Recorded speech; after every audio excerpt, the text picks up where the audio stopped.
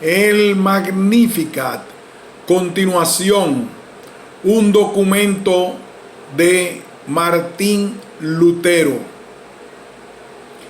He aquí lo que se dice glorificar, magnificar solo a Dios y no apropiarnos nada nosotros. También se puede ver en estos los motivos crecidos que María tuvo para caer y pecar, puesto que no es de menos entidad el milagro de haber rechazado la soberbia y la arrogancia que el de haber sido depositaria de estas grandezas. ¿No te parece maravilloso el corazón de María? Se sabe Madre de Dios, ensalzada por todos los humanos, y a pesar de ello permanece tan tranquilamente sencilla, que no hubiera menospreciado a la más humilde criada. Pobres de nosotros, basta con que poseamos algún bien insignificante, algún poder u honor, o sencillamente con que seamos un poco más agraciados que los demás, para que creamos que no es digno de compararse con nosotros cualquiera menos favorecido, y para que nuestro orgullo rompa con todas las barreras. ¿Qué haríamos si fuésemos dueños de tales y tan excelsos bienes? Esta es la razón por la que Dios nos abandona a nuestra pobreza y a nuestra miseria, porque a la fuerza ensuciaríamos sus bienes deliciosos. El aprecio propio no se mantendría como antes, y nuestro ánimo se levantaría o caería a medida que estos bienes se nos concediesen o se nos retirasen. Este corazón de María, en cambio, permanece fuerte y ecuánime en todas las circunstancias. Deja que Dios actúe en ella según su voluntad, sin tomarse más que el buen consuelo y el gozo de la confianza en Dios. Qué hermoso Magnificat entonaríamos nosotros si siguiésemos su ejemplo. Y mi espíritu se regocija en Dios, mi Salvador. Ya hemos dicho lo que es el espíritu. Es el que por la fe logra las realidades invisibles. María denomina también a Dios su Salvador o su salvación. No le veía ni le sentía, pero creía con confianza firme que Él era su Salvador y su felicidad. Esta fe le provenía de la obra que Dios había cumplido en ella. Procede en este particular muy ordenadamente. Llama primero Dios a su Señor y después su Salvador, y le denomina su Salvador antes de comenzar la enumeración de sus obras. Nos enseña de esta suerte la forma correcta en que nosotros tenemos que amar y alabar solo a Dios sin buscar nuestro interés, porque quien recta y únicamente ama y alaba a Dios, le alaba solo porque es bueno, se fija exclusivamente en su bondad, y en esta, no en otra cosa, encuentra su placer y su gozo. He aquí una forma sublime, limpia y delicada de amar y de alabar, perfectamente adecuada a un espíritu sublime y delicado como el de esta Virgen. Los amantes impuros y perversos, que no son más que egoístas patentes y que se buscan a sí mismos en Dios, no aman ni alaban su pura bondad. Al contrario, se preocupan solo de sí mismos y de lo bueno que les resulta a Dios, es decir, en qué medida les manifiesta su bondad sensiblemente al hacerles tantos beneficios, y le estiman sobremanera están radiantes, le cantan y loan mientras perdura esta muestra sensible. María, la Madre de Dios, anegada en estos estupendos y sobreabundantes bienes, no se abalanza sobre ellos, no busca en ellos su propia satisfacción, sino que conserva puro su espíritu con el amor y alabanza de la sola bondad divina. Estaría dispuesta a aceptar gustosa y de buena voluntad que Dios la privase otra vez de esos bienes y la redujese a un espíritu pobre, desnudo, despojado. Mucho más arriesgado es saber mesurarse y en medio de la riqueza, del honor encumbrado, del poder, que en la pobreza y en la vergüenza y en la debilidad, porque riqueza, honor y poderío atraen con fuerza y prestan ocasión para el mal. Por este motivo es mucho más digno de alabanza el admirable puro espíritu de María, porque viéndose honrada tan sobremanera, no cae sin embargo en la tentación, actúa como si no hubiese nada, sigue inalterable por el camino recto y se hace únicamente a la divina bondad, a la que ni ve ni siente, prescinde de los bienes que recibe sin complacerse en ellos, no busca su satisfacción propia, de forma que con todo derecho, con toda razón puede entonar: mi espíritu se regocija en Dios, mi Salvador.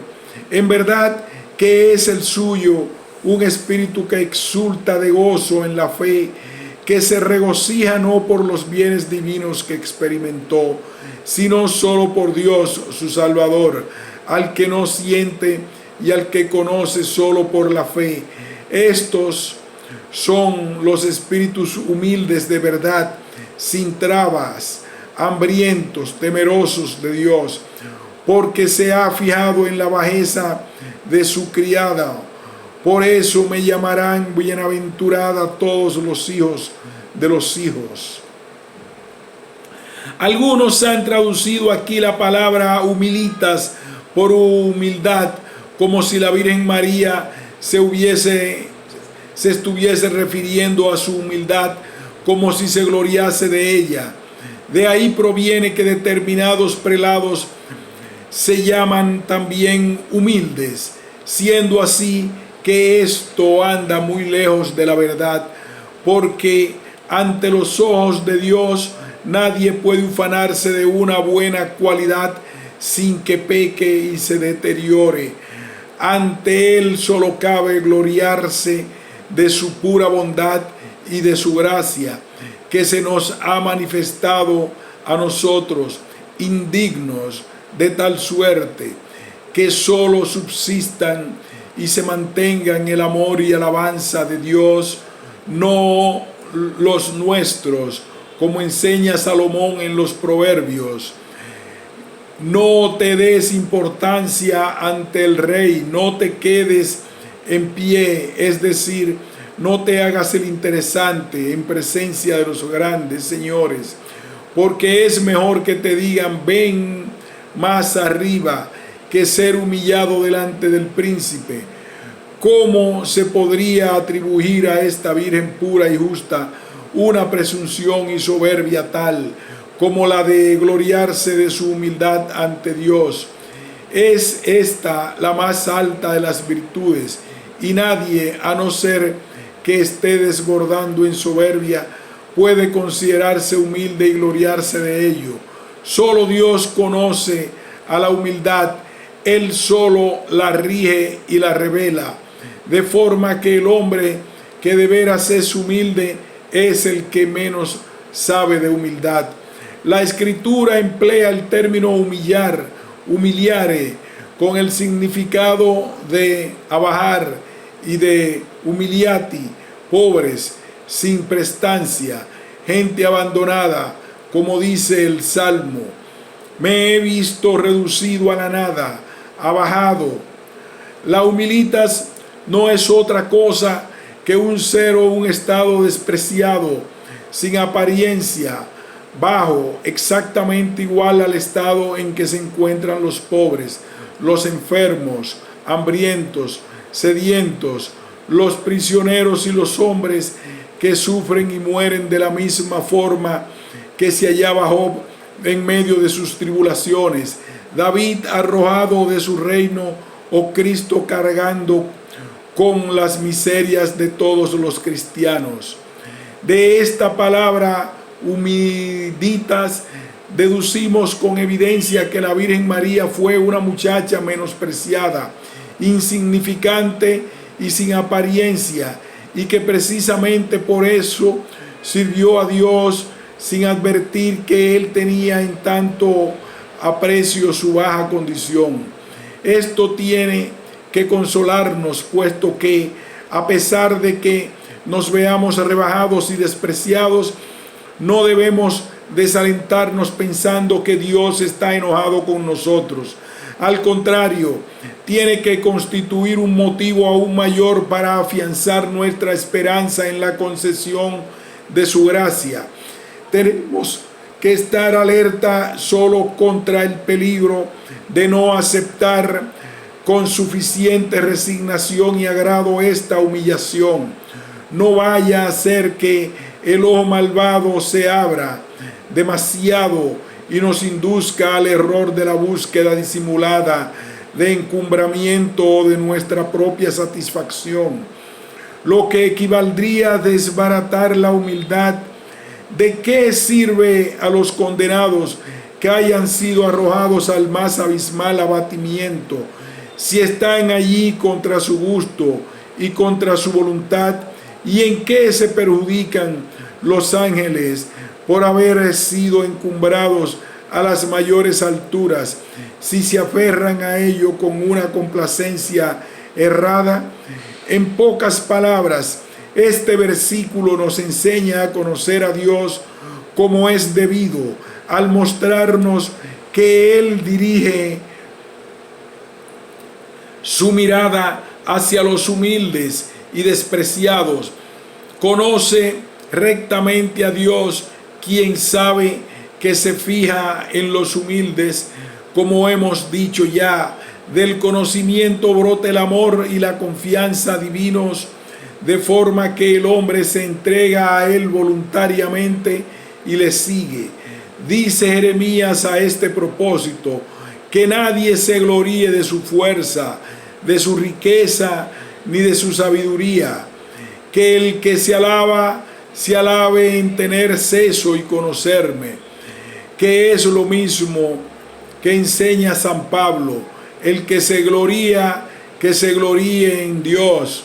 Y así la Madre de Dios, después que ha ensalzado a su Dios y Salvador con espíritu sencillo y justo, sin haberse apropiado ninguno de sus bienes, y después de haber cantado por tanto rectamente su bondad, procede a la alabanza ordenada de sus obras y de sus bondades, porque como queda dicho, no debe abalanzarse uno sobre los bienes de Dios y arrebatárselos.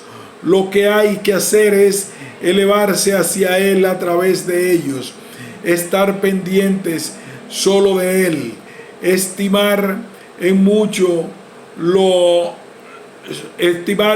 su bondad, y entonces alabarle en sus obras, por las que nos ha mostrado cómo amar su bondad, cómo confiar en ella y loarla, ya que las obras no son más que un estupendo motivo para amar y alabar su pura bondad, que es la que reina sobre nosotros.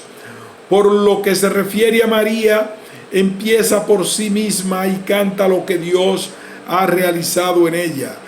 Dos cosas nos enseña con esto. Primero, que hay que atender a lo que Dios hace con uno antes de considerar lo que hace con los demás. La felicidad no depende de lo que Dios hace a los otros, sino de lo que realiza contigo. Por este motivo, Cristo respondió a Pedro: y a ti ¿qué te importa? Tú sígueme. Cuando le preguntó en relación con Juan, y que, como si quisiera decir, las obras de Juan no te van a servir para nada. Debes fijarte en ti y esperar lo que a mí me plazca hacerte. A pesar de todo, domina hoy en el mundo un abominable abuso en el reparto y venta de las buenas obras. Algunos espíritus presuntuosos se empeñan en ayudar a los demás, en particular a quienes viven o mueren sin un caudal personal de obras de Dios, como si a ellos les sobrasen buenas obras. San Pablo dice con toda claridad: cada cual recibirá el salario proporcionado a su trabajo y no según el trabajo del vecino. Se podría soportar esto si rogasen por otros o presentasen a Dios sus buenas obras en calidad de plegaria, pero resulta una práctica vergonzosa acudir con ello como si de un regalo se tratara.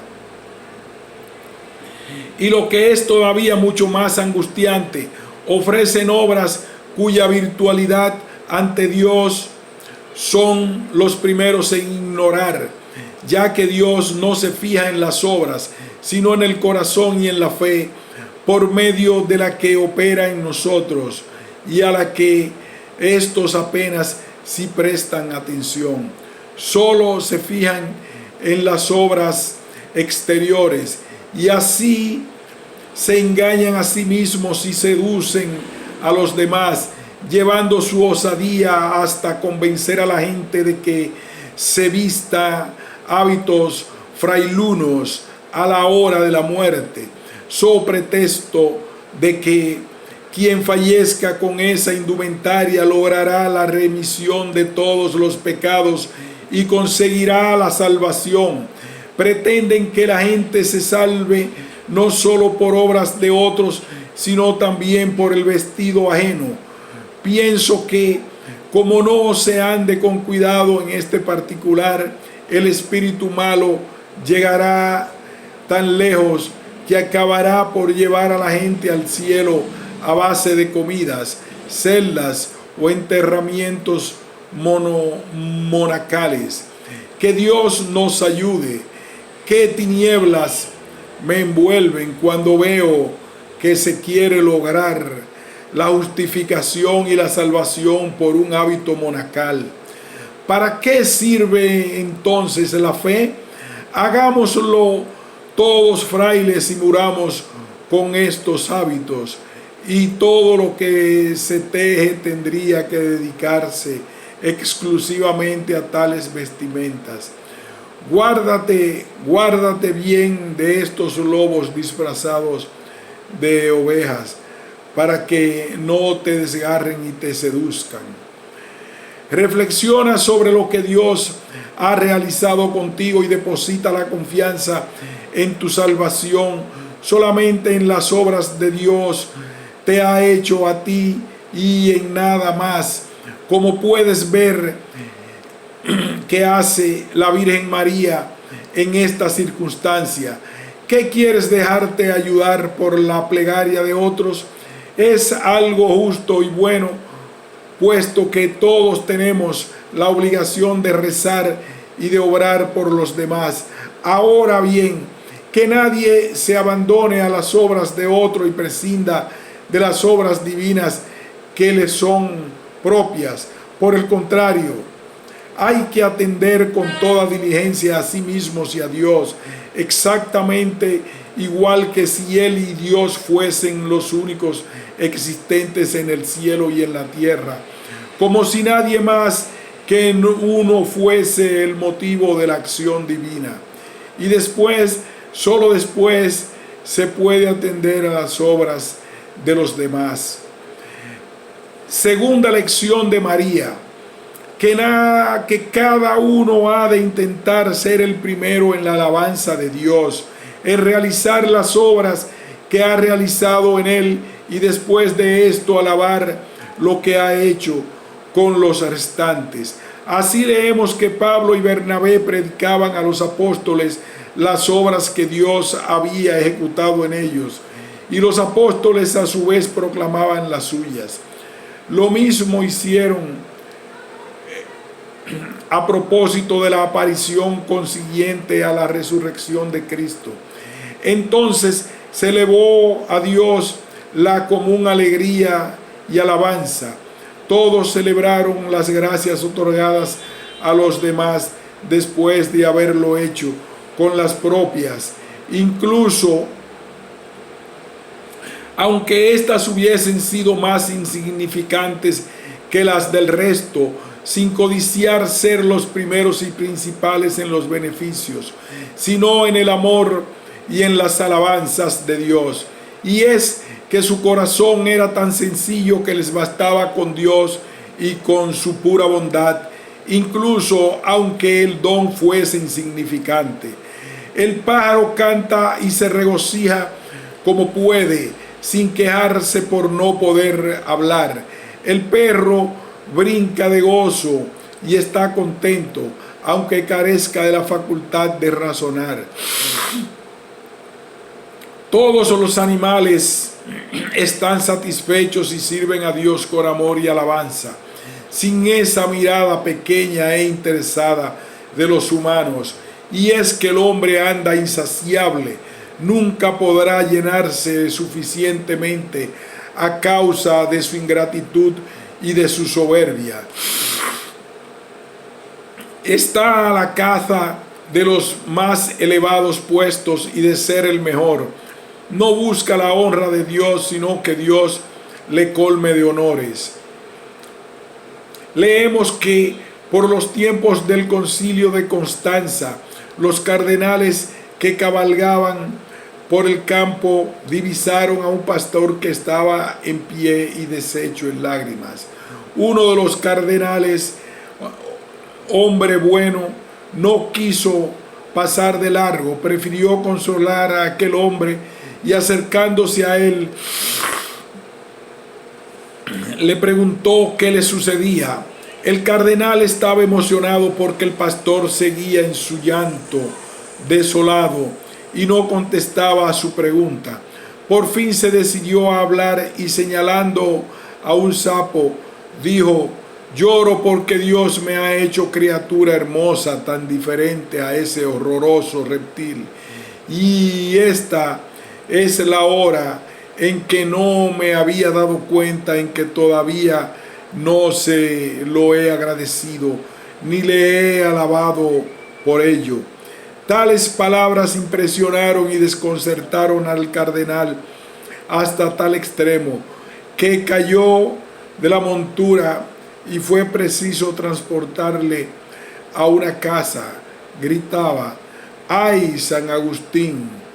¡Cuánta razón tenías al decir que los indoctos se elevaban sobre nosotros, se adelantaban a recibir el cielo antes que nosotros, que con toda nuestra era rico, ni agraciado ni poderoso, a pesar de ello, contempló y meditó los bienes divinos con profundidad tal que encontró dentro de sí mismo mucho más de lo que podía abarcar con su mirada. María confiesa que la primera obra que Dios ha realizado en ella ha sido la de mirarla. Es la mayor, en efecto, ya que las restantes dependen y dimanan de ella.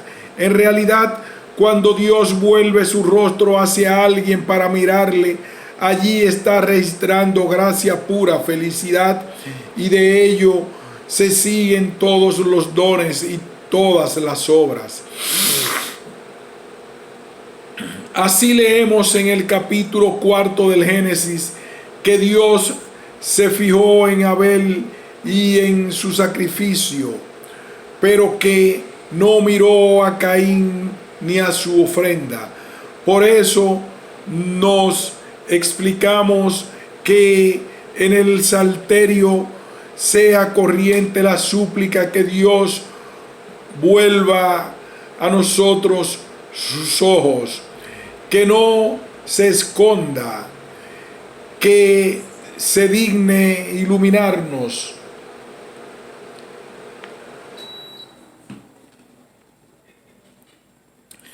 Y otros ruegos similares.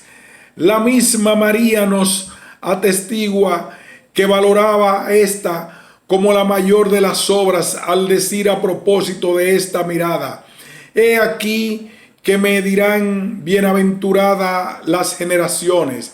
Fíjate bien en las palabras. No afirma que se dirán muchas cosas buenas de ella, que se celebrará su virtud, que ensalzarán su virginidad o su humildad, ni que se entonará alguna canción sobre sus acciones, sino solo que Dios la ha mirado y que por ello la llamarán bienaventurada.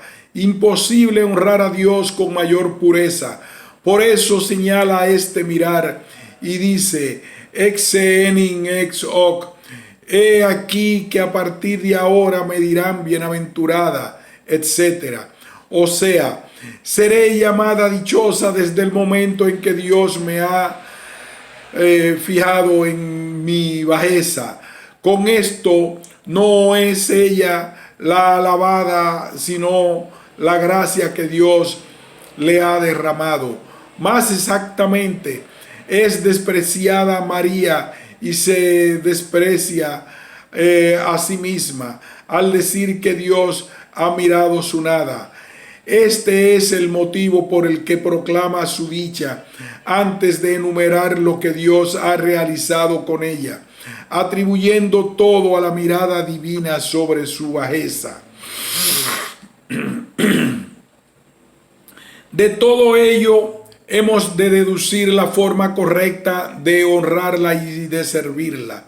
¿Cómo tenemos que dirigirnos a ella? Fíjate bien en las palabras. Te dicen que tienes que alabarla de la siguiente manera: oh tú bienaventurada Virgen y Madre de Dios, que nada insignificante eres, que despreciada has sido y sin embargo qué graciosa y abundante te ha mirado Dios y qué grandes cosas ha realizado contigo. Nada de eso has merecido, pero la rica, sobreabundante gracia de Dios ha depositado en ti es mucho más alta y más grande que todos tus méritos. Dichosa de ti, desde este momento eres eternamente bienaventurada, porque has hallado a un Dios así, etc. No creas que ella oirá con desagrado que se la diga indigna de tal gracia. Sin duda alguna, no ha mentido ella misma cuando confiesa su indignidad y su nada, sobre las que Dios ha lanzado su mirada, no en virtud de sus méritos, sino por pura gracia.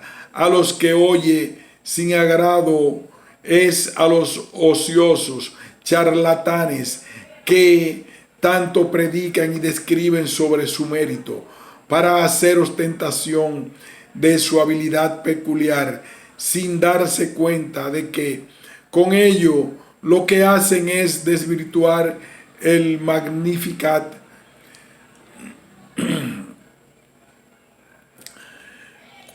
Lo que hacen es desvirtuar el Magnificat, tachar de mentirosa a la Madre de Dios y empequeñecer la gracia divina, porque cuanto más se empeñen en atribuirle a ella mérito digno, tanto más se roba a la gracia de Dios y se empequeñece la verdad del Magnificat. Hasta el ángel la saluda solo por la gracia de Dios y porque el Señor está con ella, ya que por ello sería bendita entre todas las mujeres.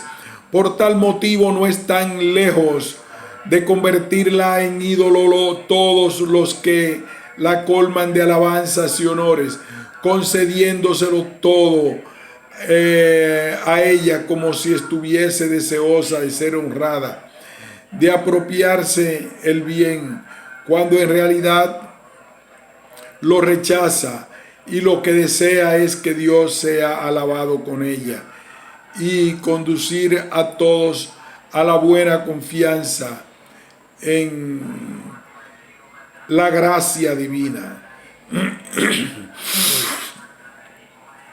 Así, quien la quiera honrar correctamente tiene la precisión de no representársela aislada, sola, sino colocarla en relación con Dios y muy por debajo de Él, de despojarla de toda excelencia y de contemplar su nada, como ella dice. Después vendrá la admiración ante esta maravilla de la sobreabundante gracia de Dios, que tan pródiga y bondadosamente mira, abraza y bendice a un ser tan pequeño e insignificante. La contemplación de este ser te conducirá a amar y a alabar a Dios en tales gracias. Te llenará de entusiasmo y confianza para esperar toda suerte de bienes de este Dios que tan graciosamente se fija en los pequeños, insignificantes y despreciados sin que los desprecie. Tu corazón se reforzará en la fe, esperanza y caridad a los ojos divinos. ¿Piensas que puede haber otra cosa que le resulte más grata que llegar tú a Dios por medio suyo, que aprender por su ejemplo a confiar y esperar en Dios, aunque sea a costa de ser despreciado y anonadado?